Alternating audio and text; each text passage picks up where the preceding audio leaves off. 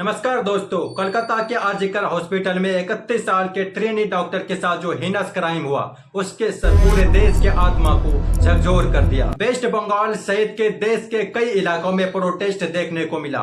Doctors ने strikes किया, protesters ने कई गुंडे बदमाशों ने हमला किया और अस्पताल में तोड़फोड़ देखने को। पुलिस ने अब तक 25 लोगों को गिरफ्तार किया है। सबसे ज्यादा सवाल यहाँ पर यह उठ रहा है कि ममता बनर्जी के खिलाफ, जो कि वेस्ट बंगाल के चीफ मिनिस्टर ही नहीं बल्कि वेस्ट बंगाल की होम मिनिस्टर और हेल्थ मिनिस्टर भी है। एक अजीब बात यह देखने को मिली कि इन्होंने एक प्रोटेस्ट रैली भी निकाली इन इंसिडेंट के बाद, लेकिन सवाल ये कि किन के खिलाफ कोई समझ नहीं पाया। इस घटना का मुख्य आरोपी है संजय रॉय, जो वेस्ट बंगाल की पुलिस की एक सिविक्स वॉलंटियर था। पास्ट में इनके 3 शादी टूट चुकी थी डोमेस्टिक वायलेंस के चलते। पहला सवाल यह कि किस तरीके के आदमी को रिक्रूट किया गया यहाँ पर सिविक्स वॉलंटियर बनने के लिए। इसकी डोमेस्टिक वायलेंस की हिस्ट्री को देखकर इसके खिलाफ तो पहले ही पुलिस एक्शन लिया जाना चाहिए। सीसीटीवी फुटेज, इसके ब्लूटूथ डिवाइस और डीएनए सैंपल्स के आधार पर पुलिस ने इसे गिरफ्तार किया। इसने अपना गुनाह कबूल भी कर लिया है। लेकिन दूसरा सवाल, हॉस्पिटल में इसके पास सभी डिपार्टमेंट्स का एक्सेस कैसे था। घटना के कुछ दिन बाद इस केस को सीबीआई को ट्रांसफर करने की डिमांड उठी। सीएम ममता बनर्जी ने इससे भी रिजॉल्व करने की कोशिश करी, ये कहते हुए कि मुझे तो इससे कोई समस्या नहीं। अगर अगले कुछ दिनों में पुलिस कुछ नहीं कर पाई तो वो खुद ही इस केस को सीबीआई को ट्रांसफर करने वाली है। कोलकाता हाई कोर्ट ने पुलिस की विश्वसनीयता की कमी जैसे कारणों का हवाला देते हुए मामले को सीबीआई को सौंपने का आदेश दिया।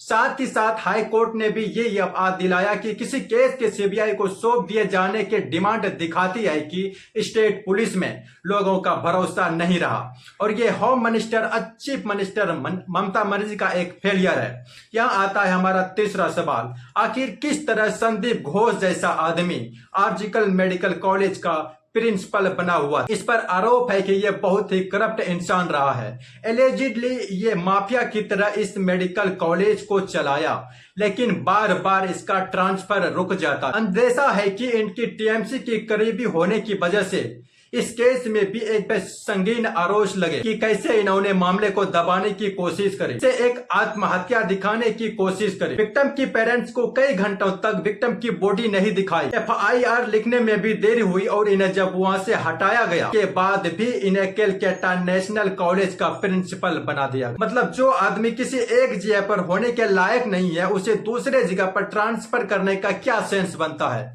कलकत्ता हाई कोर्ट ने इसी नॉनसेंस को पॉइंट आउट करते संदीप घोष को एक्सट्रीमली लीव ऑफ ऑप्शंस पर भेज दिया। संदीप पर लगे हुए करप्शन चार्जेस की जांच करने के लिए वेस्ट बंगाल सरकार ने एक एसआईटी बनाई है, जिससे 1 महीने में अपनी रिपोर्ट सबमिट करने को कहा है। सीबीआई इस पर्टिकुलर केस में उन्हें अब तक 4 बार इंट्रोगेट कर चुकी है।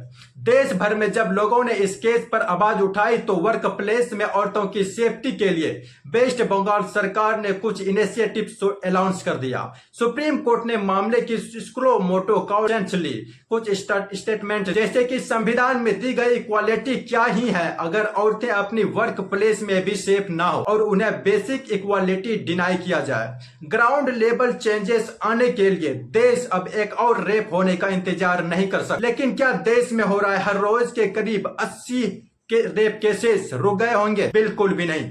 कोलकाता की खबर के बाद उत्तराखंड से ये खबर, एक नर्स के साथ भी ऐसा ही हादसा हुआ। केस में बस ड्राइवर और बस कंडक्टर शामिल। बेंगलुरु में 21 साल की कॉलेज स्टूडेंट पार्टी से घर जा रही थी और उसके साथ भी ये देखने। महाराष्ट्र के बदलापुर इलाके में एक स्कूल के क्लीनिंग स्टाफ द्वारा 3 और 4 साल की 2 छोटी लड़कियों का सेक्सुअल अब्यूज किया जाने की खबर। सैकड़ों एजिटेटेड पेरेंट्स ने रेलवे स्टेशन पर ब्लॉकेट किया।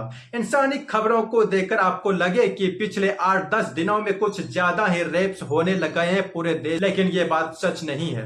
रेप्स हर रोज हो रहे हैं, लेकिन रिपोर्टिंग हर रोज नहीं हो पा रही। आउटरीच और प्रोटेस्ट हर रोज नहीं हो रहे। देश में लार्ज के प्रोटेस्ट सबसे पहले शायद 2012 में हुए थे निर्भया केस को लेकर। फिर 2019 में जब हैदराबाद में 26 साल की एक वेटनरी डॉक्टर का रेप और मर्डर हुआ था। फिर 2020 में लोगों ने आउटरीच किया हाथरस केस को लेकर, जहां 19 साल की दलित लड़की के साथ यही हुआ। और अब 2024 में कोलकाता में ये केस हुआ। पिछले 12 सालों में 4 बार आउटरेज और प्रोटेस्ट, शायद मैं कुछ 2-3 केस से भूल भी जा सकता हूं, लेकिन मोटे मोटे तौर पर 7-8 बार से ज्यादा आउटरेज और प्रोटेस्ट हमें देखने को नहीं मिला। और ऐसा नहीं है कि आउटरेज करने में कोई गलत हो, कुछ भी ऐसा सुनकर आउटरेज महसूस करने का नेचुरल इमोशंस, प्रोटेस्ट करना भी हमारे जनता की निशानी हो, लेकिन हालातों में कुछ तो सुधार होना चाहिए। 2012 से लेकर अब तक अगर देखा जाए तो वो उल्टा ही रहा है। 2012 के आसपास एक साल में 25,000 ऐसे केस रिपोर्ट होते थे, जबकि एनसीआरसीबी के लेटेस्ट फिगर के अनुसार 2022 में 31,000 ऐसे केस रिपोर्ट हुए, यानी कि हर दिन के 50 रेप केस। अगर बढ़ते हुए पॉपुलेशन के साथ साथ प्रोपोर्शन भी देखें तो उसमें भी हमें उछाल देखने को मिलता है। तब से लेकर अब तक देश की पॉपुलेशन बढ़ी है करीब 1.14 टाइम्स, लेकिन रेप केसेस बढ़े हैं करीबन 1.25 टाइम्स। इसका मतलब साफ है कि सिचुएशन बदतर होती जा रही है। जो रेप के रूट कॉजेज हैं वो ना केवल बने हुए हैं बल्कि बढ़ते जा रहे हैं। इस वजह से मुझे एब्सोल्युटली महसूस होता है एक हफ्ता प्रोटेस्ट हो ये ठीक है, लेकिन साल के बाकी दिनों ऐसा बिहेव करना जैसे कि सब कुछ चंगा सा रह गया, ये अब्सर्ड है। क्या होना चाहिए इस सिचुएशन में सुधार के लिए? क्या आप लोग इस अनकाउंट कंपेडल के लिए तैयार हैं?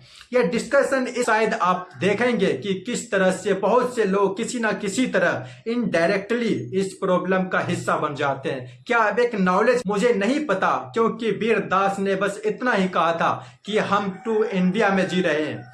एक तरफ हमारे देश में औरतों की पूजा करी जाती है और दूसरी तरफ उनके साथ ऐसे हिनस क्राइम हो। बात गलत तो नहीं थी, लेकिन लोगों को बुरा लग गया। इसी तरह निर्भया केस के बाद ऐसे एक डॉक्यूमेंट्री आई थी, इंडिया इज डॉटर।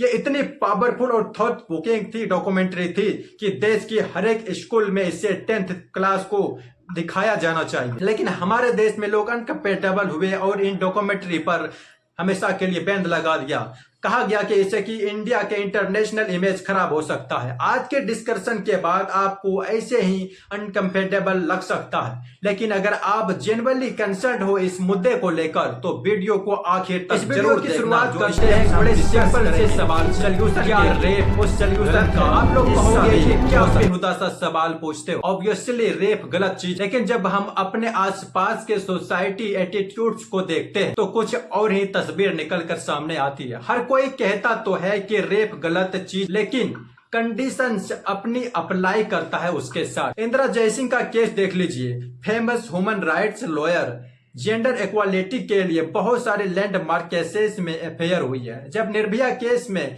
फांसी की सजा मिलने वाली थी तो इन्होंने कैपिटल पनिशमेंट के खिलाफ बयान। कॉन्टेंट्स के लिए बता दूं, दुनिया की 112 देशों में डेथ पेनल्टी को खत्म किया जा चुका है। फिर भी शायद ये आर्जू किया जा सकता है कि इंदिरा जयसिंह का बयान इन टाइम था, रॉन्गली वर्डेड था, या निर्भया के पेरेंट्स से ऐसी कोई अपील करना गलत। हम डेथ पेनल्टी पर उनके विचारों से असहमत हो सकते हैं। इसी पॉलिटिकल ओपिनियन या पॉलिटिकल सपोर्ट में बेवकूफ बनकर ऐसा होता है कि बिल्किस बानो की कॉन्विक्टेड रेपिस्ट को रिलीज करवा दिया जाता है। कैसे दरिंदों को मिठाई खिलाई जाती है, संस्कारी बनहामर कहा जाता है और लोग आउटरेज नहीं करते हैं। प्रज्वल रमन्ना जैसे, जिसके बारे में 2500 से ज्यादा औरतों की यौन शोषण की रिपोर्ट आई, लेकिन बहुत से लोग चुप रह गए।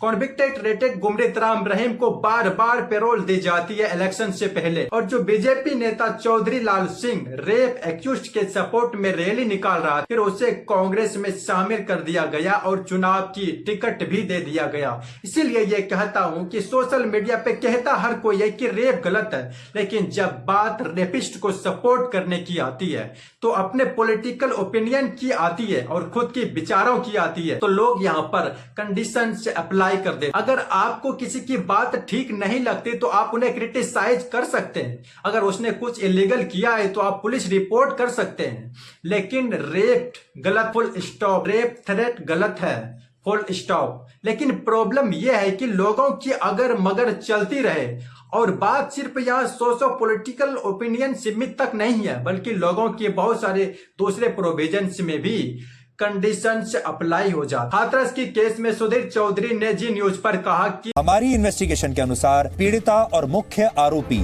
जिसका नाम है संदीप, इनके बीच पुरानी जान पहचान कंडीशंस अप्लाई हो जाती। हाथरस की केस में सुधीर चौधरी ने जी न्यूज पर कहा कि विक्टिम की एक्यूज्ड के साथ प्रेम संबंध था। इसको साबित करने के लिए गांव के एक शख्स के साथ इंटरव्यू भी लिया। न्यूज 18 के रिपोर्ट अनिविका 45 मिनट की शो में चिल्लाती रही कि विक्टिम के घर इस पे घंटों घंटों बात हुई है और 104 बार बात हुई है। हम सच को सामने लाते हैं। न्यूज 18 जहां पहुंचता है वहां सच बोलता है। सच के एक फोन से एक्यूज्ड के नंबर पर 104 कॉल है। घंटों तक इनकी बात हुई थी। हम आप तक